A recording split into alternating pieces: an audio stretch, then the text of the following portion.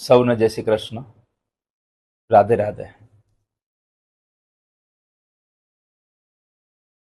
સનાતનના સૌ આશ્રિતોને જ્યારે કથાના માધ્યમથી એક સંવાદમાં એક શબ્દના ભાવે સૌને જ્યારે દુઃખ વ્યક્ત થયું છે ત્યારે એ માટે થઈને હું દિલગીરી માટે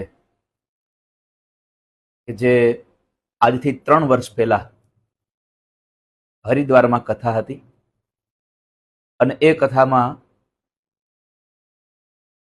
રામનું સ્મરણ કરવાથી પણ રામના ગુણો આપણામાં આવે એ માટે મેં એક સંવાદમાં રાવણ અને કુંભકર્ણના સંવાદમાં માં જાનકી વિશેના જે એ બંનેનો સંવાદ હતો અને એ સંવાદ વાલ્મીકી રામાયણના આધારે યુદ્ધકાંડમાં 13મા સર્ગમાં 4થા શ્લોકમાં જે શબ્દ ઉપયોગ કરેલો અને એને અનુસંધાને મેં એ શ્રોતાઓને સમજી શકાય કે ભગવાન રામના સ્મરણ માત્રથી પણ એના ચિંતનથી માણસના રાવણ જેવા રાવણના વિચારો બદલી જાય છે.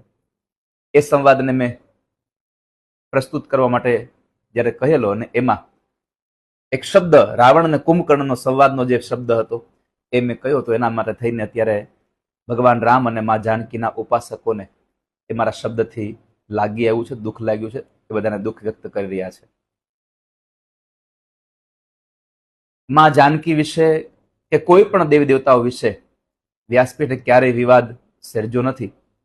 વ્યાસપીઠ હંમેશા સંવાદ માટે રહી છે.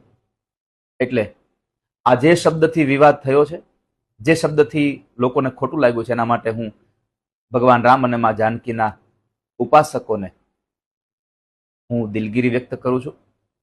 અને કદાચ મારાથી અપરાધ થયો જ છે તો હું મા જાનકીના ચરણોમાં પણ મારું મસ્તક ઝુકાવીને માના ચરણોમાં પણ પ્રાર્થના કરું છું કે મા આપ ક્ષમા યાદ છો, આપ મને ક્ષમા કરશો. પુનઃ કહું છું કે આજ 3 વર્ષ પહેલાનો આ વિડીયો છે, 3 વર્ષ પહેલાની કથામાંથી નીકળેલો છે.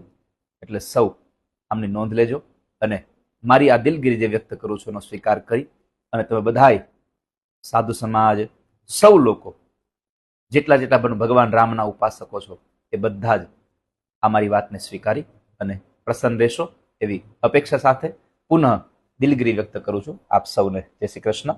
રાધે રાધે.